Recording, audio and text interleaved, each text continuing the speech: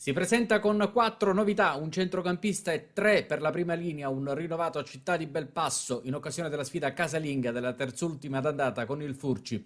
Si sveglia a questo punto il Città di Belpasso a 5 dell'intervallo toscano per Puglisi che la mette in mezzo, Lavenia sotto porta non riesce a spingerla dentro colpendola male. L'azione prosegue con Blangiforti sulla corsia opposta e Marino che cerca di ispirare Capitan Catania, finale insistente di una manovra poco incisiva e così. Il Furci minaccia per altre 2 volte allo scadere, serve un formidabile genovese per spezzare i sogni di gol di Lorenzo D'Amico, il quale poi l'angola troppo sul susseguente calcio d'angolo e si va al riposo sulle reti bianche. Partita spesso spezzettata da falli, un po' di tensione frena le 2 squadre, il Città di Belpasso ricomincia con un piglio diverso alla ripresa, Blangiforti si fa largo nel traffico giallo-rosso, Consoli si inserisce nella trattativa, alla fine ci riprova Catania che è più pericoloso rispetto al tiro di cui sopra.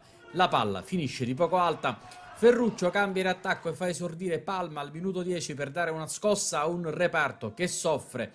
La volontà di centrare i sospirati 3 punti c'è, ma manca la precisione dalle parti di Blangiforti che arriva in ritardo di testa su punizione di Catania.